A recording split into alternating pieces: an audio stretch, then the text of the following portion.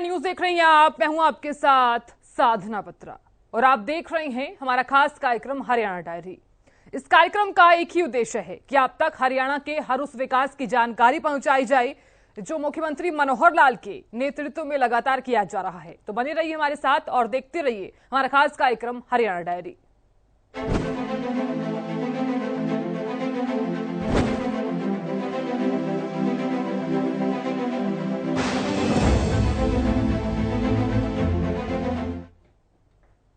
हरियाणा के मुख्यमंत्री मनोहर लाल ने कॉमन सर्विस सेंटर के कर्मचारियों से संवाद किया। इस दौरान सरकार की उपलब्धियां गिनाते हुए नजर आए और सीएससी कर्मचारियों का धन्यवाद भी किया। एक स्पेशल रिपोर्ट देखिए।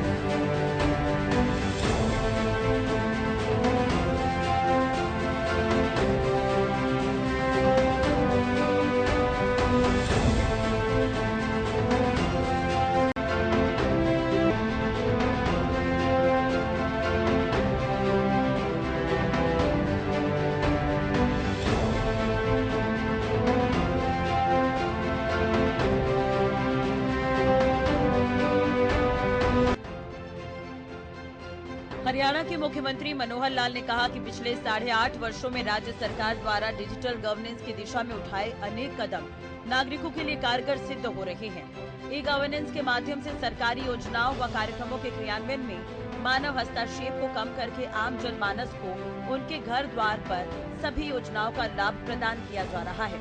इससे एक तरफ जहां भ्रष्टाचार पर अंकुश लगा है, वहीं प्रशासनिक प्रक्रियाओं ने भी गति पकड़ी है और पुरानी जर्जर व्यवस्था में परिवर्तन आया है। परिणाम स्वरूप आज प्रशासन स्मार्ट यानी कि simple, moral, accountable, responsible, transparent बना है। हरियाणा के मेरे ऐसे साथियों जो हमारे साथ सरकारी योजनाओं और सेवाओं को जनता तक पहुंचाते हैं, ऐसे सब लोगों का मैं अभिनंदन करता हूं।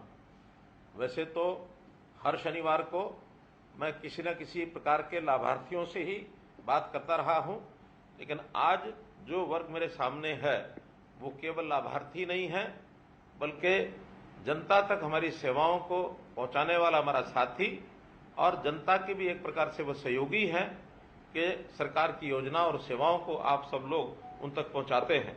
मैं आपका हार्दिक स्वागत और अभिनंदन करता हूं।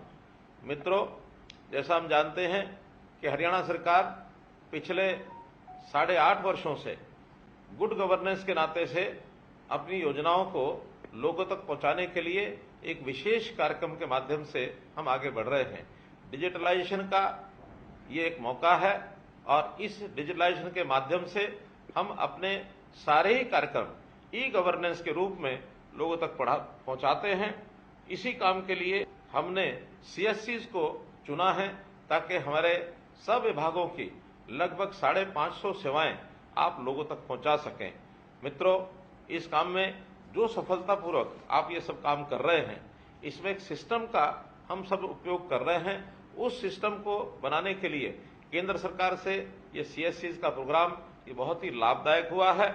आप लोग अपने भी धनोपार्जन के लिए, अपने भी एक प्रकार से रोजगार के लिए इस काम को जब अपनाया था तो शुरू में ऐसा लगता था कि ये सेवाओं के माध्यम से आप उतना पैसा शायद अर्न नहीं कर सकेंगे। हमने कुछ सरकारी सेवाएं भी आपको उस समय दी थी, लेकिन धीरे धीरे इन सेवाओं का जैसे जनता उपयोग करने लगी तो उसके जो चार्जेस थे उसका सीधा सीधा लाभ आपको भी होने लगा। और जो मेरी जानकारी है, लगभग 50,000 से लेकर के 1 लाख रुपए तक भी मासिक कमाने वाले और हमारे सीएससी सेंटर्स हैं। ऐसे मौके पर कभी कभी हमको शिकायतें भी मिलती हैं कि जो निश्चित चार्जेस तय किए गए हैं, कभी कभी उनसे ज्यादा चार्ज लेने की भी बात कुछ लोग करने लगे हैं। मैं मानता हूं कि सब लोग ऐसे नहीं होंगे, लेकिन कुछ सीएससी से ये शिकायतें प्राप्त हुई हैं। इसके लिए मेरा निवेदन है, क्योंकि जो जनता इससे लाभान्वित होने वाली है वो गरीब जनता है और उस गरीब जनता से जितना पैसा निर्धारित किया गया है उतना ही लेना चाहिए, उससे ज्यादा पैसा उससे हम नहीं लेंगे और निश्चित रूप से इससे आपका भी मान सम्मान बढ़ेगा। मुख्यमंत्री मनोहर लाल ने शनिवार को करनाल से ऑडियो कॉन्फ्रेंसिंग के माध्यम से कॉमन सर्विस सेंटर के संचालकों से सीधा संवाद किया। इस दौरान मुख्यमंत्री ने सीएससी संचालकों से उनके अनुभव को भी जाना।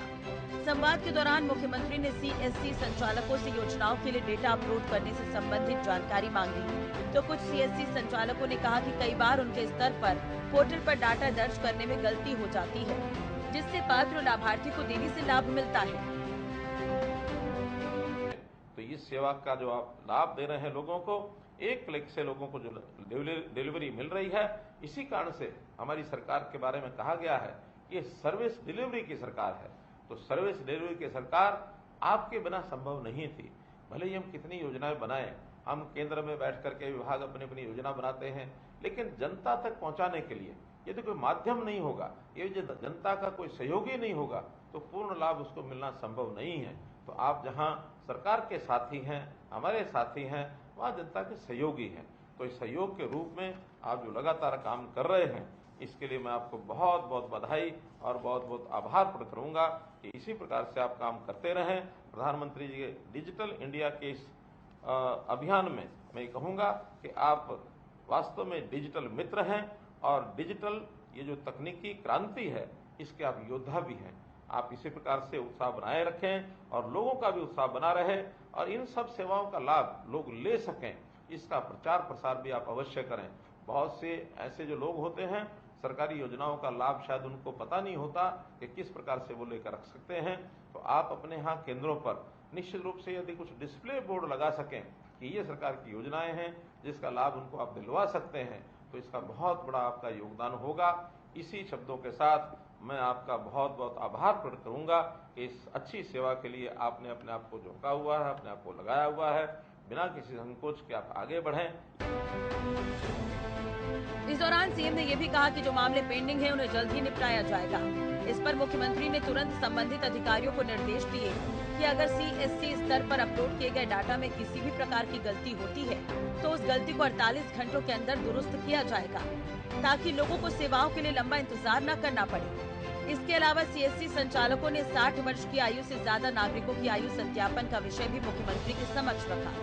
इस पर मुख्यमंत्री ने कहा कि 58 से 60 वर्ष की आयु के सत्यापन की प्रक्रिया सुगमता से चल रही है और 60 वर्ष आयु वर्ग से ज्यादा की सत्यापन प्रक्रिया भी सरकार जल्द ही शुरू करेगी। उन्होंने कहा कि प्रदेश में सुशासन के नाते से विभागों की लगभग 550 से ज्यादा योजनाओं और सेवाओं को ऑनलाइन नागरिकों तक पहुँचाया जा रहा है। ये सिर्फ सीएससी के माध्यम से ही संभव हो सका है। मुख्यमंत्री ने सीएससी संचालकों की तारीफ की और कहा कि आज प्रदेश में यदि कोई व्यक्ति वृद्धावस्था पेंशन के लिए निर्धारित आयु पूरी कर लेता है तो उसे अपनी पेंशन बनवाने के लिए अब सरकारी दफ्तरों के चक्कर नहीं काटने पड़ते। परिवार पहचान पत्र के माध्यम से उसकी पेंशन अपने आप शुरू हो जाती है।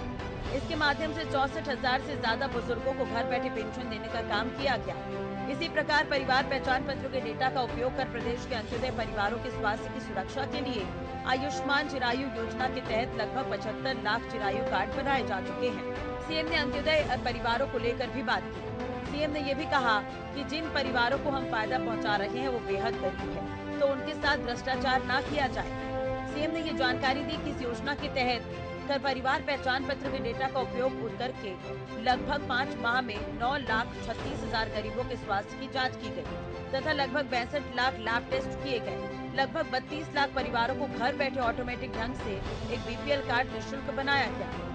उन्होंने कहा कि सुशासन के नाते से एक कदम और आगे बढ़ते हुए परिवार पहचान पत्र डाटाबेस में उपलब्ध डेटा का उपयोग करते हुए सरकार ने विशिष्ट विभागों को नागरिकों की देखभाल की जिम्मेदारी सौंपी है। 6 साल तक के आयु समूह को महिला एवं बाल विकास विभाग को सौंपा गया है, ताकि हर जरूरतमंद बच्चे की देखभाल की जा सके। भले ही बच्चा वर्तमान में आंगनबाड़ी केंद्र में जा रहा हो या नहीं, 6 वर्ष से ज्यादा और 18 वर्ष तक के आयु समूह को स्कूली शिक्षा विभाग को सौंपा गया है, ताकि विभाग ये सुनिश्चित करे कि कोई भी बच्चा स्कूल से बाहर न रहे। हमने लोगों के राशन कार्ड बनाए, हमने लोगों को आयुष्मान भारत की योजना का लाभ पहुंचाया, हमने वृद्धावस्था पेंशन ये लोगों की अपने आप बने। 60 वर्ष की आयु के बाद व्यक्ति थोड़ा लाचारी का जीवन व्यतीत करता है तो उसको कहीं भी सरकारी दफ्तरों में चक्कर न काटने पड़े, कोई दरखास्त न देनी पड़े, कोई दस्तावेज लेके न चलना पड़े, तो उसको अपने आप घर बैठे 60 वर्ष के होने के बाद पेंशन देने का काम ये हमारा सेवा विभाग वो कर रहा है। और इससे हमारे जो लाखों लोग इससे लाभान्वित हो रहे हैं। हमने चिरायु हरियाणा आयुष्मान भारत के साथ जोड़ करके आगे किया और इसका रजिस्ट्रेशन जो प्रारंभ कराया है, जो आपके माध्यम से भी सब हो रहा है, इसमें 75 लाख लोगों का और एक प्रकार से आयुष्मान चिरायु योजना के कार्ड ये बनाए जा चुके हैं। इसके साथ निरोगी हरियाणा योजना ये भी हमने शुरू की ताकि हर गरीब परिवार के सदस्य का उसकी जो जांच है वो जांच भी अस्पतालों के माध्यम से, हमारे डिस्पेंसरीज, CSCs उनके माध्यम से जांच होनी शुरू हो ताकि उसके टेस्ट, एक उसका जो स्वास्थ्य कार्ड है उसके आधार पर वो बनना शुरू हो और उसका रिकॉर्ड हर व्यक्ति के इलाज के समय उसका स्वास्थ्य कार्ड का जो रिकॉर्ड है, डाटा है, वो काम आएगा ताकि उसको प्रारंभ में ही इस जांच के माध्यम से जो लाभ होता है उसका भी एक उल्लेखनीय योगदान आपका है। तो हम लोग धीरे धीरे ऐसे BPL परिवारों को ये जो सब लाभ पहुंचा रहे हैं, इन लाभ को पहुंचाने में अपना अपना जो योगदान है। हमारे यहाँ एक कल्पना की गई है कि सरकारी योजनाओं का लाभ सबसे पहले गरीब व्यक्ति को मिलना चाहिए। इससे पहले क्या होता था कि योजनाएं तो गरीब के लिए बनती थी, लेकिन उसका लाभ उठाने के लिए गरीब को छोड़ करके बाकी लोग जो थोड़ा दबंग वृत्ति के होते थे, जो योजनाओं का लाभ उठाने में बहुत ही माहिर होते थे, वो सब जाकर के योजनाओं का लाभ उठाते थे और गरीब आदमी पंक्ति में खड़ा रह जाता था। लेकिन अब चूंकि हर निश्चित व्यक्ति को उसका लाभ ये अंकित है कि इसको क्या मिलेगा, उसको सूचना दी जाती है कि ये लाभ आपको मिलेगा। उस लाभ को लेने के लिए वो आता है और आपके यहाँ CSC सेंटर्स पर वो सूचना देता है और उसके हिसाब से आप ऑनलाइन फॉर्म उसका भर के दे देते हैं। एक बहुत बड़ा लाभ उसको होता है। हमेशा CSCs की तरफ वो देखता रहता है। जब भी उसको योजना को लेनी होती है उसका ध्यान CSC की तरफ जाता है। CSC का काम एक प्रकार से हमारे यहाँ भले ही नया है लेकिन बहुत सक्सेसफुल तरीके से आगे बढ़ गया है। वो आपकी दुकान को CSC के नाते से जानता है। हमने अटल सेवा केंद्र आस्क नाम से भी उसका नाम प्रचलित करना शुरू किया था, लेकिन फिर भी जब भी पूछो कि कोई सेवा कहाँ मिलेगी, CSC पर मिलेगी। तो CSC का मान सम्मान ये बहुत बढ़ गया है। इसका जो लाभ उनको निरंतर ऑनलाइन मिलता रहे, इसलिए आपकी व्यवस्था जितनी बढ़िया होगी उस व्यवस्था के नाते से आप लोग जो उनकी सेवा करेंगे। और इस नाते से जो जानकारी मुझे दी गई है कि लगभग 30 से 35 हज़ार CSCs के ऊपर ये सेवा उनको दी जा रही है। आप लोग साक्षरता के अभियान को चलाने वाले एक प्रकार से डिजिटल सक्षम भी हैं और साथ में साक्षर भी हैं। साक्षर व्यक्ति, पढ़ा लिखा व्यक्ति जब इस प्रकार से काम करता है तो उसका निश्चित रूप से लोगों में एक सम्मान बढ़ता है। पिछले 5 मास में इस डाटा का जो उपयोग करने वाले जो लोग हैं, जिनको हम सेवाएं दे रहे हैं, 9,36,000 गरीबों के स्वास्थ्य की जांच हुई है। 62 लाख लैब टेस्ट ये सब किए गए हैं। तो ये सब आखिर तो इसी हिसाब से हुआ है। परिवार पहचान पत्र के हिसाब से जन्म मृत्यु इसका पंजीकरण भी हमने किया है ताकि जन्म और मृत्यु का जो पंजीकरण करने के बाद जो परिवारों का डाटा है वो रियल टाइम बेस्ड उसकी संख्या ये हमारे पास होती है। बच्चे 0 to 6 ये जो बच्चे हैं इनका हम अलग से हमारा जो WCD डिपार्टमेंट है उसके माध्यम से उनकी चिंता करते हैं, उनका ख्याल करते हैं। 6 से लेकर के 18 वर्ष तक की आयु के जो बच्चे हैं उनका स्कूल की शिक्षा में उनका कितना दाखिला किस स्कूल में हुआ है। कुछ बच्चे जो न प्राइवेट स्कूल में जाते हैं न सरकारी स्कूल में जाते हैं, आखिर उनकी तलाश करना ये भी हमारे लिए इसी के माध्यम से संभव हो पाया है। इसी प्रकार जो 18 साल से 25 साल के युवा हैं, ये हायर एजुकेशन का डिपार्टमेंट उसको जो है ढूंढता है, उसको एजुकेशन के नाते या स्किलिंग के नाते उसको काम में लगे ये प्रेरणा दी जाती है ताकि बड़ा होकर के अपने व्यवसाय को वो कर सके। इसका भी उसको जो लाभ है इसी परिवार पहचान पत्र के माध्यम से मिलता है। इससे ऊपर भी CSC सरकार और जनता के बीच एक कड़ी काम कर रही है। प्रदेश में लगभग 13,000 सक्रिय सामान्य सेवा केंद्र संचालित हैं। इन केंद्रों में विभिन्न प्रकार की 12,938 सेवाएं उपलब्ध करवाई जा रही है। इनसे जहां प्रत्यक्ष और अप्रत्यक्ष तौर पर रोजगार मिला है, वहीं नागरिकों को अपने घर के नजदीक की सभी सुविधाएं एक ही छत के नीचे उपलब्ध हुई है। वित्त वर्ष 2022-23 में CSC के माध्यम से 1,72,39,000 ट्रांजैक्शन हुए हैं।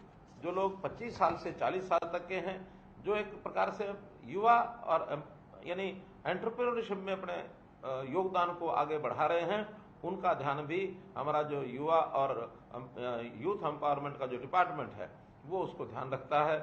40 वर्ष से लेकर 60 वर्ष से ऊपर के लोग, सेवा विभाग इनकी चिंता करता है ताकि उन लोगों की कोई समस्या है उसको भी हम ध्यान रखें, उनकी पेंशन बनी है अथवा नहीं बनी है इसकी हम चिंता करें, उनको राशन मिल रहा है कि नहीं मिल रहा है, उनको आयुष्मान कार्ड का लाभ मिल रहा है कि नहीं मिल रहा है, ये सब चिंता सेवा विभाग करता है। और जो जो सेवाएं उनको मिलती हैं आखिर तो उनको अप्लाई करने के लिए हमेशा ये कहा जाता है कि जाइए अपने गांव की, मोहल्ले की जो CSC है वहां जाकर के आप अप्लाई करिए, और अप्लाई करने के बाद ऑनलाइन सेवा सब पहुंच जाती है। अभी पिछले 2 महीने से मैं जनता की सेवा के लिए जन संवाद के कार्यक्रम कर रहा हूं, और जन संवाद के कार्यक्रमों में मुझे ढेरों कागज मिलते हैं, ढेरों शिकायतें जो आती हैं उनको सबको एक प्लेटफॉर्म पर ला करके जन संवाद पोर्टल में हम डाल देते हैं, और उस जन संवाद पोर्टल से वो सारी जो जानकारियां हैं विभागों को पहुंचती हैं। विभाग उसको निश्चित समय में हल करता है, और हल करते समय हर एक एप्लीकेशन की ट्रैकिंग ये जब होती है तो उस व्यक्ति को जो कंप्लेनेंट होता है उसको भेजी जाती है ताकि उसको पता रहे कि मेरी जो दी गई कंप्लेंट है उसका स्टेटस क्या है। ये सब डिजिटलाइज्ड सर्विस होने के नाते से यहाँ तक जो है हम सब कर पाए हैं। तो मैं तो यही कहूँगा कि चाहे व्यक्ति को राशन कार्ड चाहिए, चाहे उसको चिरायु अथवा आयुष्मान कार्ड चाहिए, बिजली या पानी का बिल भरना हो, आयकर भरना हो, वाहन बीमा भरना हो, जीवन सुरक्षा बीमा हो, गैस बुकिंग हो, ये आदि सब सुविधाएं एक ही छत के नीचे मिलती हैं, और इनमें से बहुत सी सुविधाएं CSC सेंटर्स के माध्यम से भी उनको उपलब्ध कराई गई हैं। अभी तक ये जितने भी प्रोग्राम चले हैं और CSC के माध्यम से आपके द्वारा जो हुए हैं, अभी तक 1,72,40,000 ट्रांजैक्शन ये CSC के माध्यम से हो गई है। तो इतनी बड़ी संख्या में आप जो सब काम करते हैं, हमारी गवर्नेंस को स्मार्ट गवर्नेंस बनाने के लिए आप उपयोगी हैं। स्मार्ट गवर्नेंस यानी वो सिंपल है, वो मॉरल है, वो अकाउंटेबल है, रिस्पॉन्सिबल है एंड ट्रांसपेरेंट है। यानी इसी को मिलाकर के एक स्मार्ट गवर्नेंस, और स्मार्ट गवर्नेंस तभी मिलती है जब ये सब चीजें डिजिटलाइज तरीके से गवर्नेंस के माध्यम से, सुशासन के माध्यम से लोगों तक पहुंचे। तो ये सीएम ने कहा कि प्रधानमंत्री नरेंद्र मोदी ने पिछले साल डिजिटल इंडिया सप्ताह का शुभारंभ किया था और कहा था कि digital India ease of living और ईज ऑफ डूइंग बिजनेस को मजबूती देने वाला है। डिजिटल इंडिया विजन को सफल बनाने के लिए ईज ऑफ लिविंग की दिशा में हरियाणा सरकार जनता को घर बैठे ही सरकारी योजनाओं का लाभ दे रही है। इस कार्य में कॉमन सर्विस सेंटर का काफी सहयोग मिला है। डिजिटल इंडिया का ये जो अभियान है, प्रधानमंत्री नरेंद्र मोदी जी के माध्यम से जो गति पकड़ी है, इसका उल्लेख न केवल अपने यहाँ देश में है बल्कि दुनिया के देश भी ये मानने लगे हैं कि इस गति से जो डिजिटल इंडिया का अभियान आगे बढ़ रहा है, बहुत से देश तो इसके ऊपर अध्ययन करने के लिए भी आगे बढ़े हैं। प्रधानमंत्री नरेंद्र मोदी जी ने पिछले साल जुलाई माह में जो डिजिटल इंडिया सप्ताह का शुभारंभ किया था, उस समय उन्होंने कहा था कि digital India ease of living और ईज ऑफ डूइंग बिजनेस को मजबूती देने वाला है। इस कार्यक्रम के अंतर्गत हमने नए नए प्रयोग शुरू किए। एक प्रयोग अभी परिवार पहचान पत्र ये हमने किया है, और इस परिवार पहचान पत्र का जो लाभ है हरियाणा की जनता को जैसे मिल रहा है, इसकी चर्चा दूसरे प्रदेशों में जब हुई तो उन्होंने भी इसको अध्ययन करने के लिए हमारे पास आने लगे हैं। बहुत प्रदेशों ने अपने यहाँ इसको रेप्लिकेट भी किया है, परिवार पहचान पत्र को भी बनाने लगे हैं। मुख्यमंत्री मनोहर लाल की हर बार कोशिश होती है कि हर योजना का लाभ जनता को मिले। यही कारण है कि सीएम समय समय पर संवाद करते हैं और योजनाओं के बारे में जानकारी देते हैं। इसके अलावा मॉनिटरिंग करते हुए भी नजर आते हैं, लोगों से फीडबैक लेते हुए भी नजर आते हैं, और इसका फायदा ये मिल रहा है कि जो भी योजनाएं सरकार की तरफ से बनाई गई है उसका संचालन बेहतरीन तरीके से किया जा रहा है।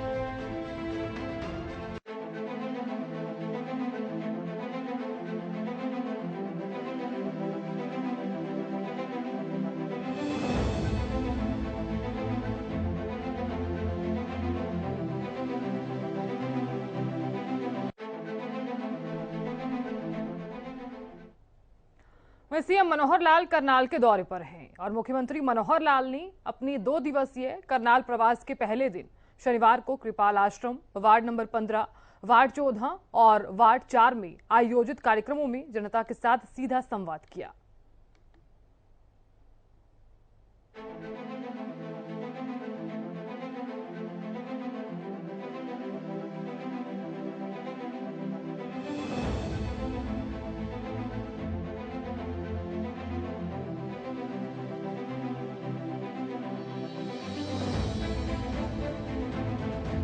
मुख्यमंत्री मनोहर लाल ने अपने 2 दिवसीय करनाल प्रवास के पहले दिन शनिवार को कृपाल आश्रम वार्ड नंबर 15, वार्ड नंबर 14 और वार्ड नंबर 4 में आयोजित कार्यक्रमों में जनता के साथ सीधा संवाद किया।